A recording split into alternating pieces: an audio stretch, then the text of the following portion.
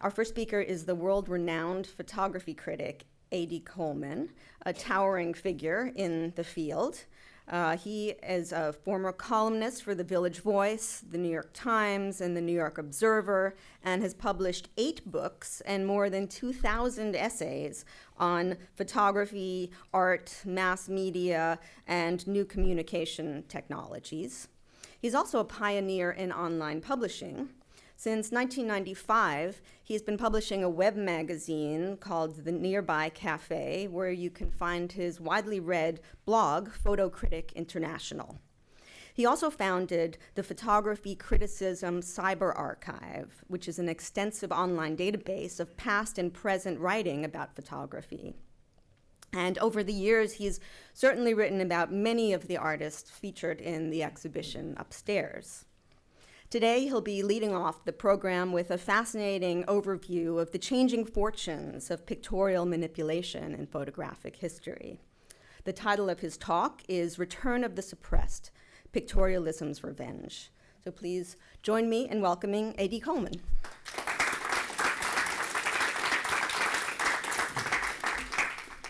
Oh, thank you for that, Mia. I want to thank Mia and Jennifer Mock for the invitation, for organizing this, and I also want to thank Laura and David Harris, who gave my wife Anna and myself shelter from the storm last night so that we could be here bright and early with you this morning from Staten Island.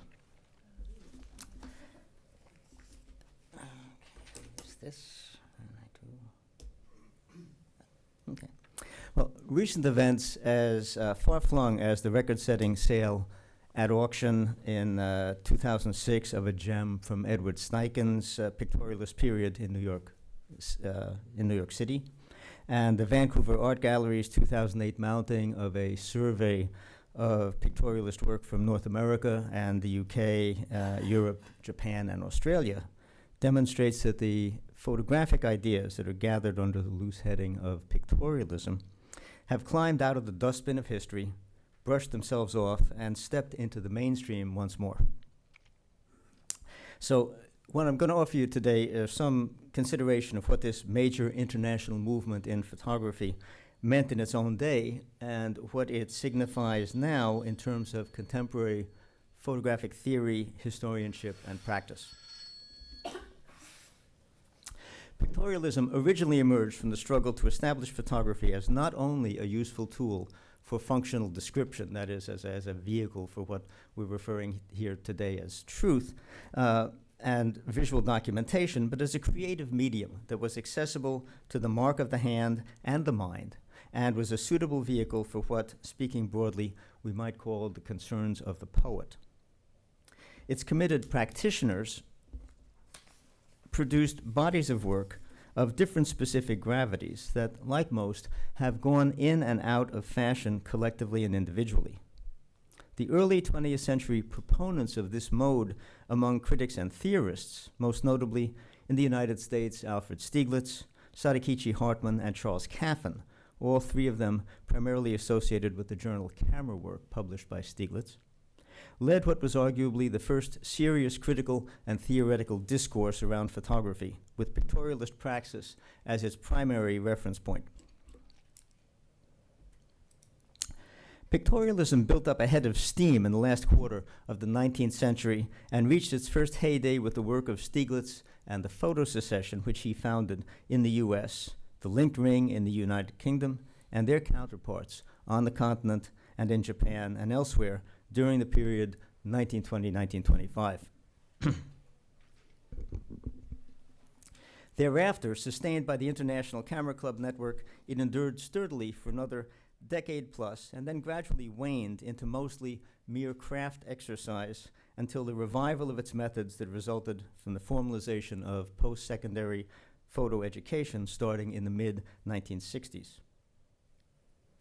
As that practice evolved from the end of the 19th century through the mid-20th century, its practitioners insisted on using the entire spectrum of available tools, materials, and processes of their medium. They did not function as revivalists in that they did not recuperate or persist in using such already obsolete technologies as the daguerreotype, the ambrotype, or the wet collodion process. but instead they felt free to experiment widely with all of the then current processes, such as calotypy, cyanotypy, gum printing, and platinum printing, bromoil, autochrome color, and other forms that were then in common use. They also treated the negative and the print as objects not held sacrosanct, but instead altered manually via such devices as scratching, hand coloring, and even the addition of text. The pictorialist movement served as the seedbed for what we call the alternative processes movement of the late 20th, early 21st century. And we live today in the context of what I call an open photography, whose hallmarks include the remarkable fact that the entire creative toolkit of the medium, comprising virtually all of its tools, materials, and processes, from the very beginning through the immediate present, has been recuperated and is available as a matter of course to the contemporary practitioner. And one can see the influence of alternative processes and/or pictorialist ways of thought in works by picture makers not normally associated with those ideas, in Robert Frank's collages and mixed media pieces, in Mary Ellen Mark's platinum prints, in Mike and Doug Starnes' taped together celluloid assemblages, in John Dugdale's cyanotypes, in Jeff Wall's restaging of a Hokusai woodblock print. More broadly stated, the pictorialists saw photography as a means rather than an end in itself. They therefore felt free to experiment and play not only with the tools, materials, and processes with which they addressed their chosen subject matter, but also with the subject matter itself, to orchestrate scenarios, arrange elaborate still lifes, and otherwise alter and even determine the reality at which they pointed their lenses. The pictorialists shared this underlying set of assumptions regarding the non-judgmental relationship to production methods, with no less a figure than the Hungarian emigre artist and educator László Moholy-Nagy, who founded the photography and film program at the Bauhaus in the Weimar Republic between the wars, and in 1937 transplanted both himself and that program to Chicago's Institute of Design as Europe lurched toward catastrophe. Moholy believed in laying out the entire toolkit of the medium for students, requiring them to experiment with and master numerous approaches thereto, and consider it infrastructurally. Moholy was perhaps photography's most archetypal European modernist. He had no revivalist tendencies, and as a consequence of his commitment to modernism, his teaching did not include engaging with the outmoded printmaking processes that several earlier generations of photographers had explored and that some still practiced. But he too believed that the photographic negative and print represented raw materials with which photographers and artists could and should play, via photomontage and photocollage, the addition of hand-drawn elements and applied color, the inclusion of texts, and other methods. He also emphasized photography as an ideational process and the creation of structures meant to be photographed. Moholy's pedagogy became the foundation on which post-secondary photo education in North America got built from the late 1930s on. I endorse that set of attitudes, which I see as common to both pictorialism and to the European, not the US version of modernism.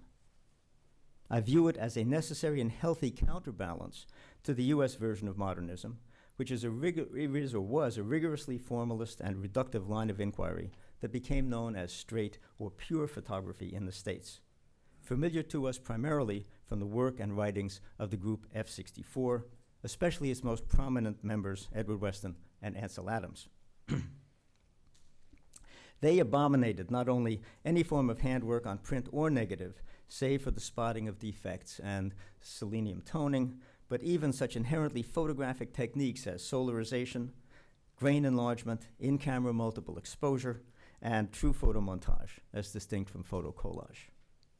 They also anathematized directorial photography beyond adjusting the pose of a nude model, and eschewed any relation to text aside from the minimally annotative caption offering date and place and literal identification of the subject matter. Notably, many eventual modernists, including Stieglitz, Steichen, Imogen Cunningham, Weston, and Adams, began their careers in photography as ardent pictorialists. Some simply melded elements of the two tendencies. Think here of Pierre Dubreuil, Paul Outerbridge, and Joseph Sudek.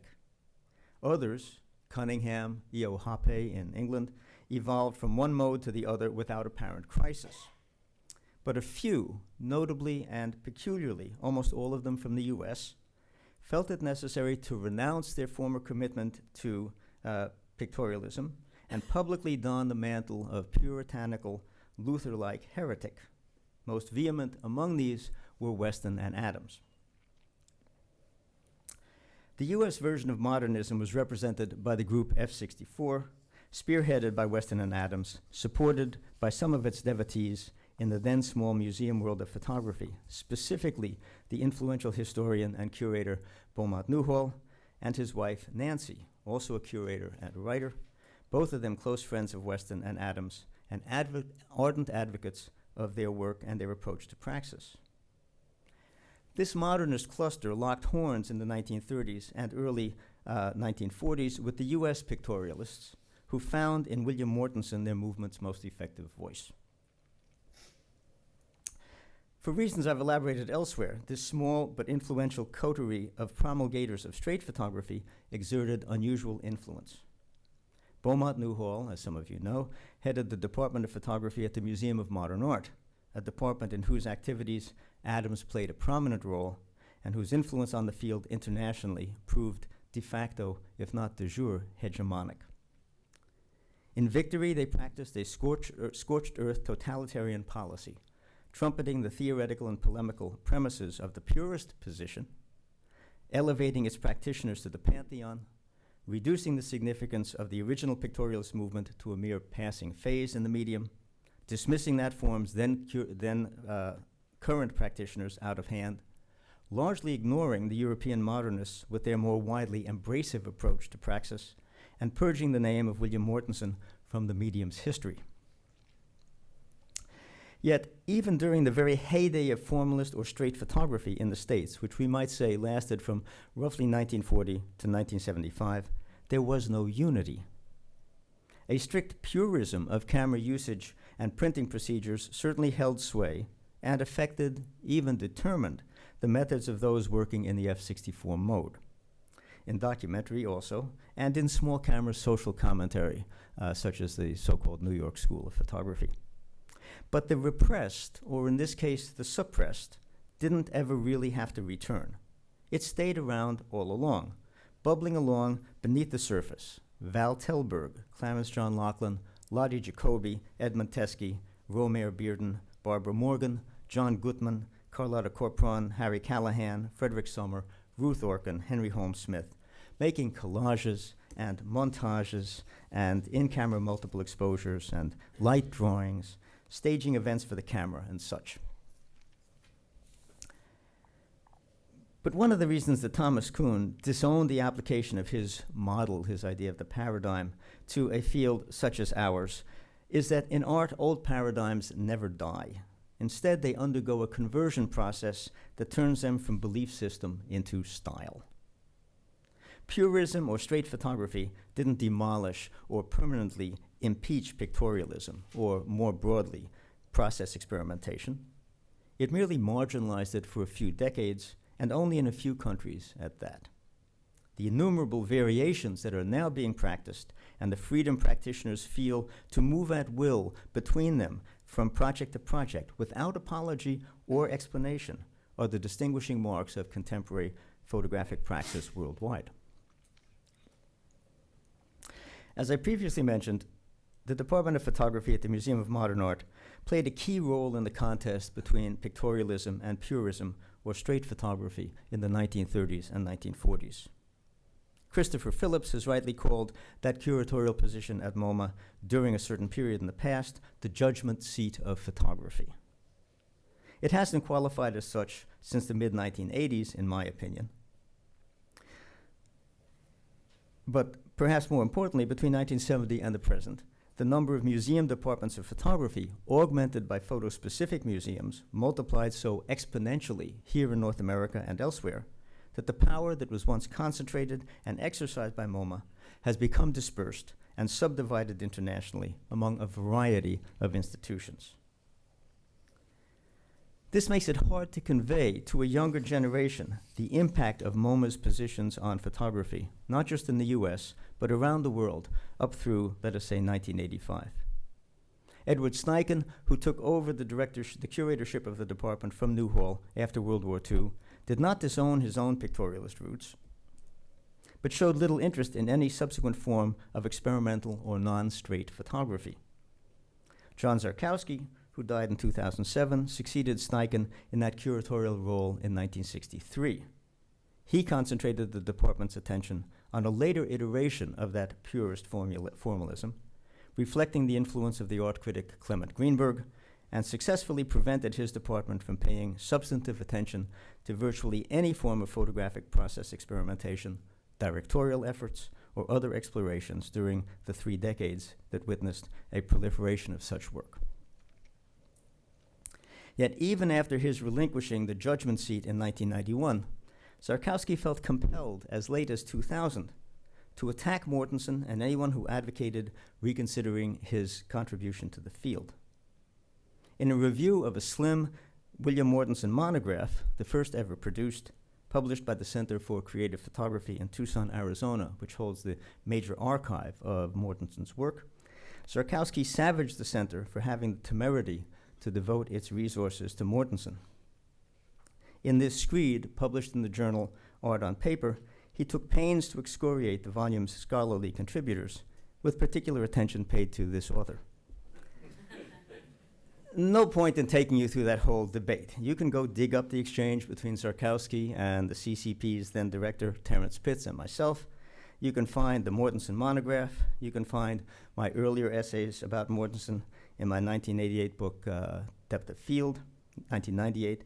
And in my 1976 essay on the directorial mode, you can find the footnote that touched off what many have called the Mortensen revival and forced a reluctant Beaumont Newhall to mention Mortensen, in the last edition of his History of Photography. My point here is that Mortensen and the pictorialist position for which he served as spokesperson remain controversial even today.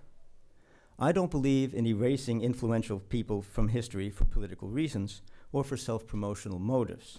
So I've argued over the past 30-plus years for the necessity of restoring Mortensen to the history, if not placing him in the pantheon, and have pushed for the recognition of the importance of the underlying premises of pictorialism, that non-prejudicial relationship to the medium's complete toolkit.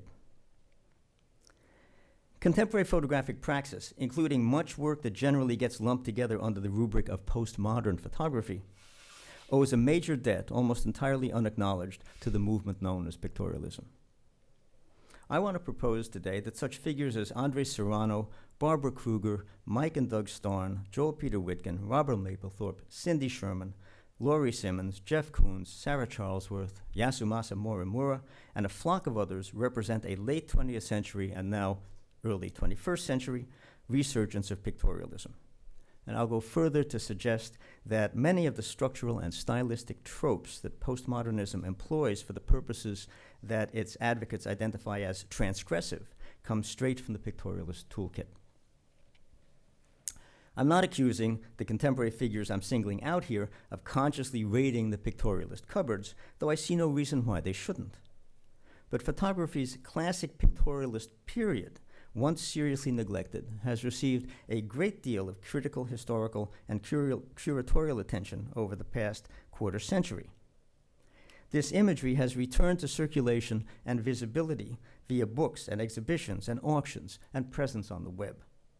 So of course it seeps into the collective unconscious, including the right brains of artists who, as Archibald MacLeish once put it, have the same relationship to influence as a boy in an apple orchard. They take what they have an appetite for and can carry off.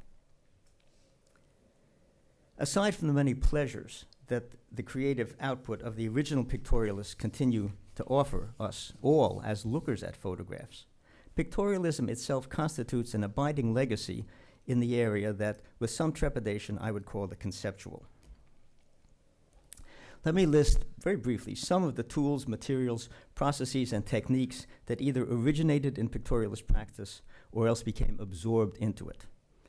photogrammetry, that is the making of photograms, solarization, the Sabatier effect, true photomontage, the layering of exposures, either in the original negative or in the print, alternative processes, cyanotype, platinum printing, etc., pinhole cameras, banquet cameras, homemade cameras, altered cameras, consumer cameras, and a wide variety of lenses, including some that do not render everything in sharp focus, and the physical alteration of the negative and the print, or the print.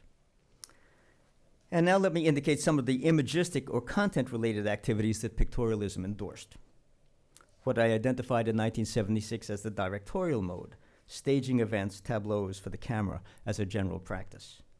A subset thereof, the staging of historical and or legendary or mythical scenes, scenes from literature, etc. Another such subset, the creation of photographic counterparts of famous works of visual art from other media, the pictorialist version of appropriation. The incorporation of text into images, rendering the subject in less than sharp focus, the creation of complex symbolic still lifes, and the making of deliberately and specifically political symbolic imagery. In a nutshell, the long-suppressed photographic tendency that we know as pictorialism has returned with a vengeance. And as I've tried to indicate in this very quick sketch way, the creative assumptions of the original pictorialists, their production methods, and in some cases, even the look of classic pictorialist work have undergone reconsideration and adoption by a wide range of contemporary practitioners, including many who we think of as on the cutting edge. The pictorialist attitude has survived and has come to thrive among us once again. Now, if revenge is, as some have said, a dish best eaten cold, then the resurgence of pictorialist methods and pictorialist tropes at the end of the 20th century and the beginning of the 21st, at a time when purism and or straight photography appear to have entered a stage somewhere between attenuation and entropy, represents not just survival, but a triumph for an approach formerly maligned by so many, including so many postmodern theorists of photography. And if, as others say, the best revenge is living well, then pictorialism presently lives very well indeed, drawing avid collectors, setting record auction prices, undergoing substantive critical and historical reconsideration, and getting itself exhibited splendidly in beautiful spaces. So far as I know, none of the artists who originated the form still live to enjoy the vindication that this reemergence represents. But a new generation of viewers finds it rewarding to engage with their output, and a new generation of photographers and photo-based artists finds it productive to reconsider and draw from their techniques and ideas. No creative intelligence can ask for more than that, which means that Ansel Adams turns in his grave, and from his, William Mortensen cheers and waves. Thank you very much.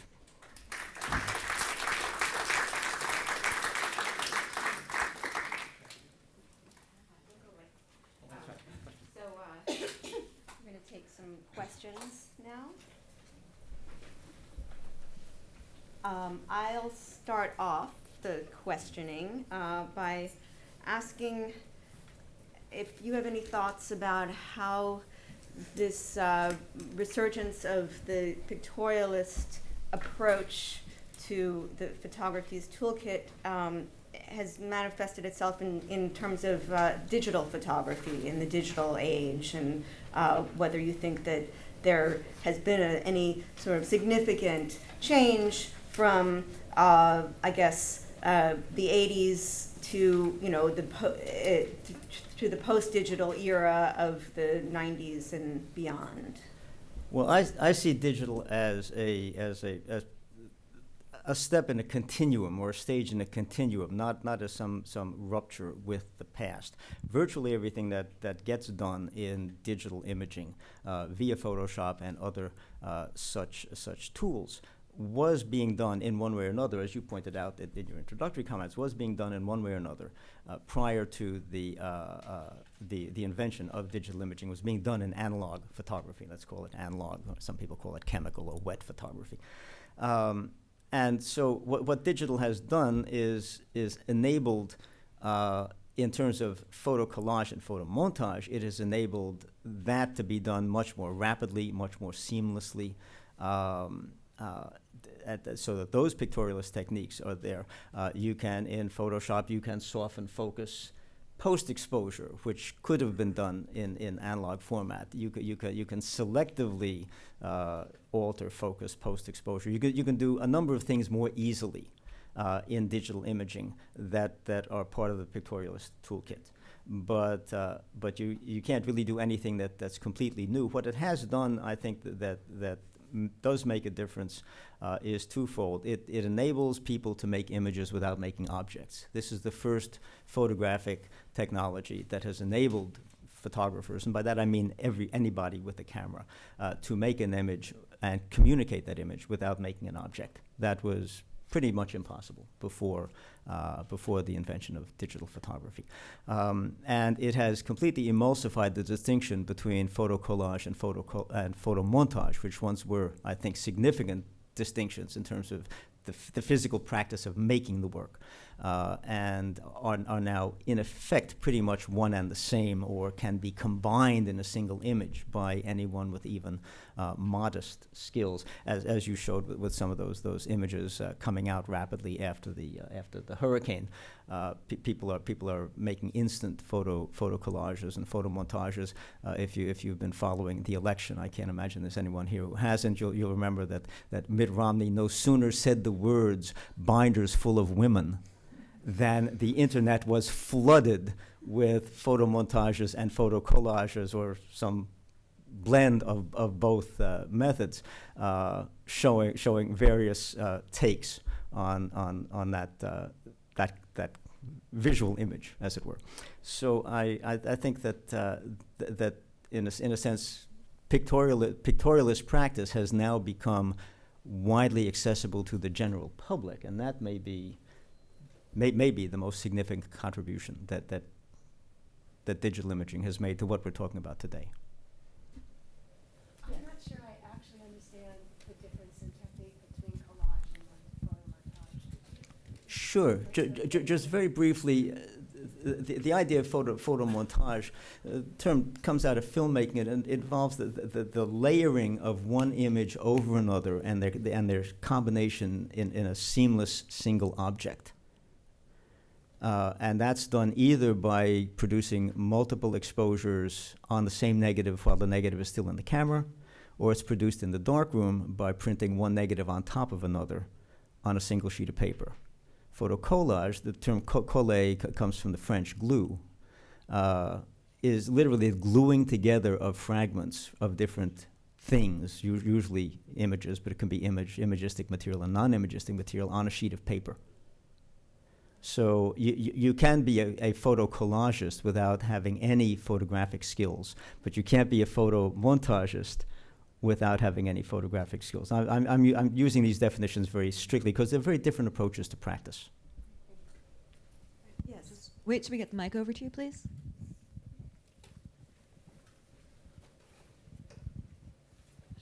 So we have a mic. Pictorialism is generally associated with a certain sort of aesthetic agenda, and I wonder if you see the same aesthetic agenda operative in what you're describing, reemergence of pictorialism, or if this revenge eaten cold is associated with some other sort of aesthetic agenda, or none whatsoever that could be unified in the way we look back or look at it now. Well, I'd say that if you consider this as a kind of a dish being eaten, then the added spice of postmodernism is the spice of irony. But the pictorialists were not being particularly ironic. Not that there wasn't irony in some of their work, but they weren't being ironic in terms of their references to the past, etc. They were being, I'd say in the case of someone like Mortensen, probably more nostalgic than ironic. Whereas postmodernism's references to the past tend to be ironic, but they're they're often doing the same thing. They're staging mythological scenes. Or scenes from literature, or restaging famous paintings and etchings and engravings, as in the case of someone like Jeff Wall, etc.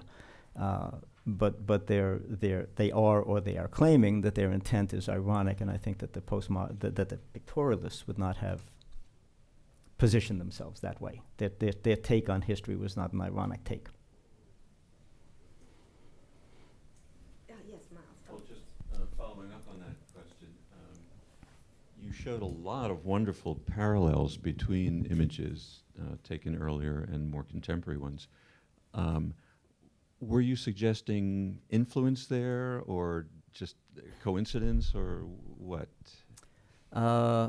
It's hard to say, except that these, over the past 30 years, the earlier images that I'm showing and juxtaposing have been circulating in the image environment in which all of us who are involved in some way or other in the field, whether we're practitioners or historians or even serious lookers at photographs, are swimming.